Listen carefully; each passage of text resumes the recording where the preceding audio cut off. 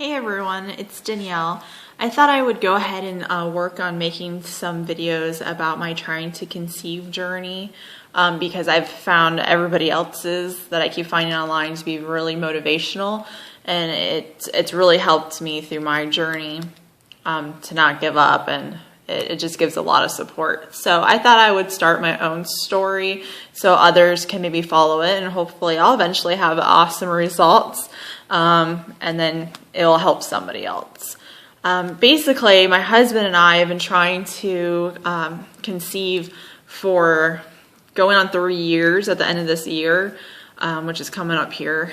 And for the first 2.5, we were just seeing my regular gynecologist. And, I was kind of telling her my concerns because, after a few months of trying, nothing was happening. And I was just kind of seeing her at a regular yearly appointment. And she basically said she wasn't really too concerned, that it can take, so much time. Sometimes it just takes longer for some people. But she went ahead and ordered some blood work. So I went in for blood work. And she determined that my progesterone levels were extremely low. So she put me on progesterone birth control of some sort. I don't remember the name.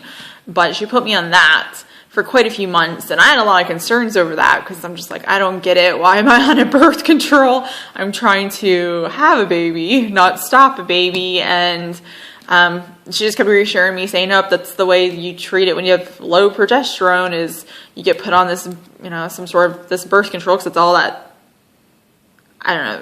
they offer at that time, 2.5 years ago. And that after so many months, she wanted me to do it from 4 to 6 months, about 4 to 6 months. I think I ended up doing it about 6. It's supposed to help boost your levels, and then when you go off, it's magically going to be fixed. I don't know. I thought the whole thing sounded wacky, but I tried trusting her. I'd been seeing her for a few years just as my regular doctor, and she's nice enough, and I just figured, she should know what she's doing. She's licensed, right? So I kind of followed what she said, and then I saw her. By then, it was the following year's appointment. Went and saw her again, and she didn't seem very concerned that I still wasn't pregnant.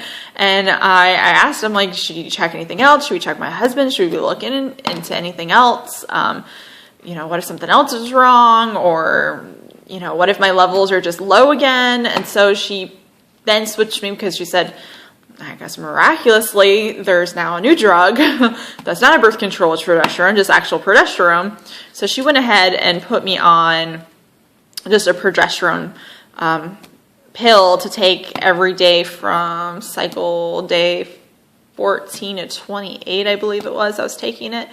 So I did that, and I followed it religiously, taking my one pill every day for that part of my cycle from that year all the way until the next year when I saw her again for my yearly appointment, which was just this past July. And we're in October now. So I saw her again, and I told her this time, I'm like, I am extremely concerned. I've been now doing this for a year. Nothing's happened. What is the next step? What can we do? What do we need to test? Do you need to refer me to a specialist? Should I just go to a specialist? What do you want to do? And she basically just looked at me, and she was like, you must not be wanting to get pregnant too bad. And I was kind of caught off guard by that. I'm like, what do you mean? I'm like, I want to get pregnant pretty bad. I've been voicing that. I've been asking you what to do. And she was just like, well, if you wanted to get pregnant really bad, you would have lost weight. And I know I'm not a small person. I'm not the largest person I've ever seen pregnant, though, but I know I'm not a skinny mini at all.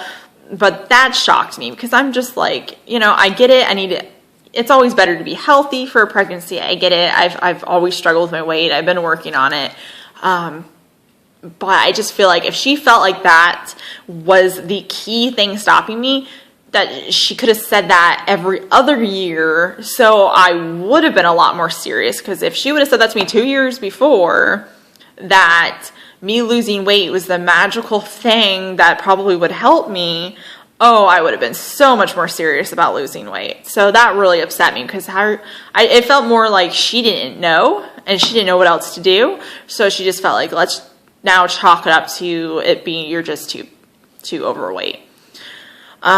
Which is funny because even like 40 pounds ago when I was a bit younger,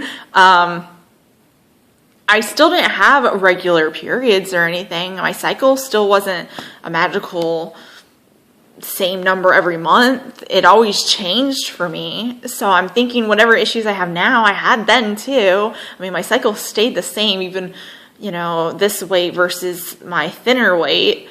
But according to her, I was just too overweight, and that the only thing she could do for me was go ahead and tell me just keep taking my progesterone and lose some weight, and she'll see me next year.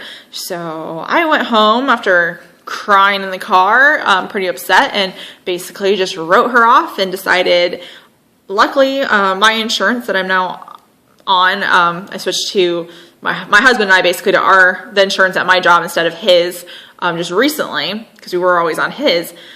And luckily, my insurance doesn't require that you actually have a referral from anybody. So I went ahead and literally the next few days just started calling up specialists, and now I finally saw an RE. So I've seen a fertility specialist. My first appointment was in September.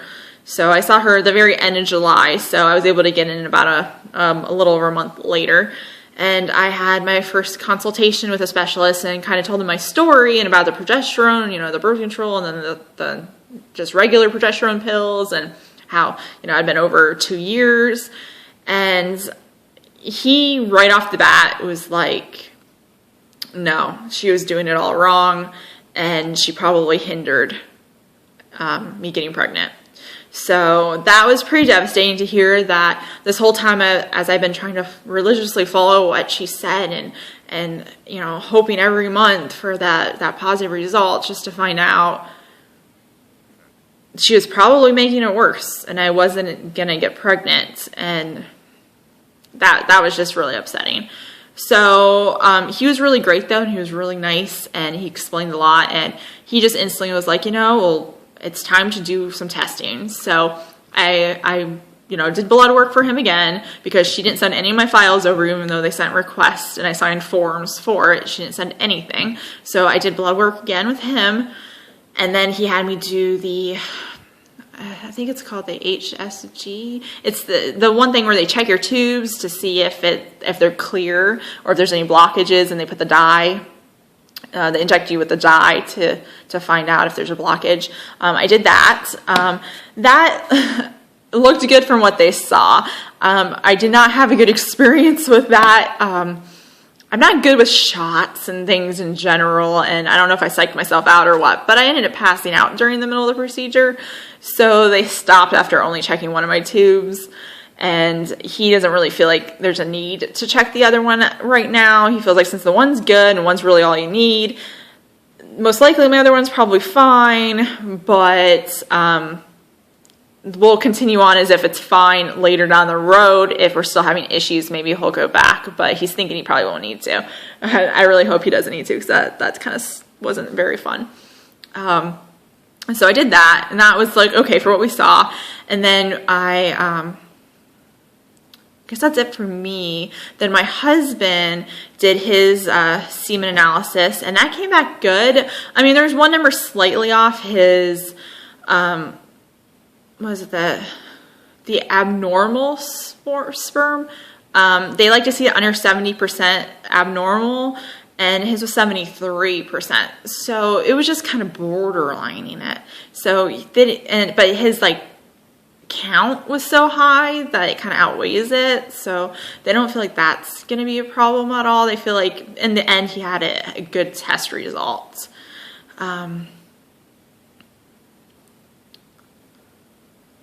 Let's see. So from there, once we did all that, we went back in and we basically had an appointment that was like our next step, like what to do now that we see that there's nothing wrong there. He kind of decided from my blood work, it looks like I probably just am not ovulating, or at least not regularly enough. So he decided to have us try Clomid and then a trigger shot of, or what's it called? Ovidrel? Yeah, I think that's what it's called. So he decided we'll do that.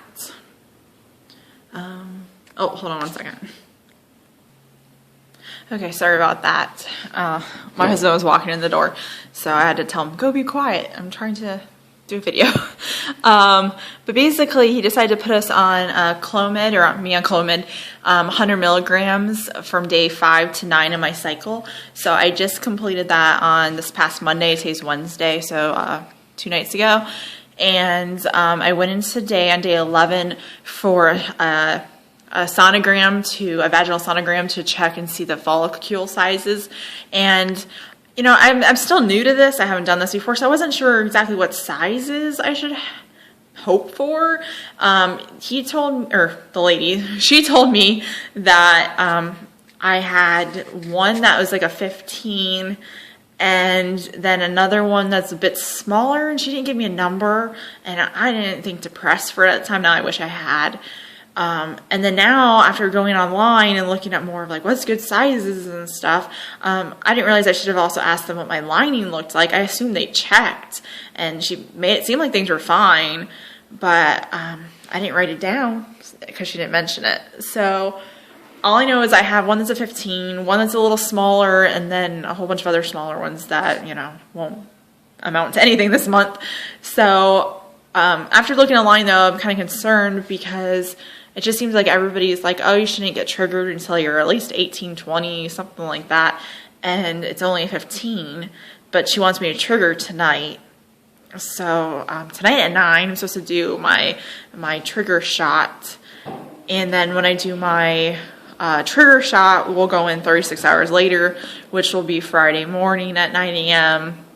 or a little sooner, so my husband can do his contribution.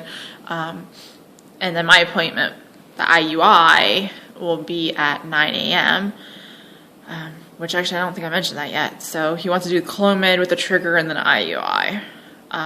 So we're doing our first IUI this month. I did ask him about the Clomid, if like I should try that first for a month or two without doing an IUI, especially considering my insurance doesn't cover any of this.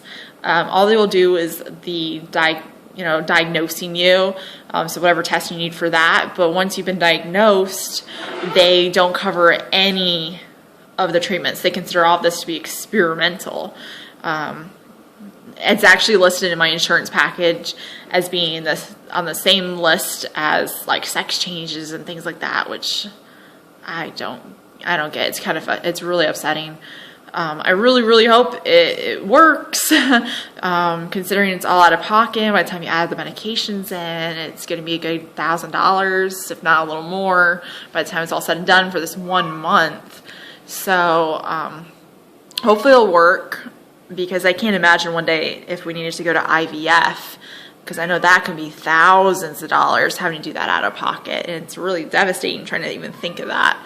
But that's basically where we're at. We're doing our first round of IUI this week. I'm really excited. I'm nervous because it's only 15, but she said it'll still grow a little more, so I'm hoping it'll magically grow to, like, I don't know, 19, 20 or something. That sounds better, at least from what I'm learning online. And there's not a whole bunch, which I know if I had a whole bunch of mature ones, then you're more likely to get multiples. So that's risky, but at the same time, it just seems like, oh, the more you have, the more hope you have, is how I kind of see it. And I know I shouldn't think that way. All you need is one. But still, I would have liked to at least have really, like, 2 really awesome sized ones. But I guess that's it for now. I will send an update out on Friday letting you know how the IUI went, and then I'll just, I guess, be in that dreaded 2-week wait I've been reading about that everybody talks about. And the one nice thing about it happening on Friday is exactly 2 weeks later in November, on 2 weeks to the day. November 8th would be my 5-year wedding anniversary with my husband. So if we had a positive result that day, that it would be amazing. And of course, if it's not positive, it's going to be pretty devastating anniversary. But I need to stay positive. So I'm really, really hoping that on our anniversary, we'll find out like very wonderful news after 3 years of trying. So I will let everybody know. I'll update you later. Hope this video wasn't too long. And thank you guys for all your support. Bye.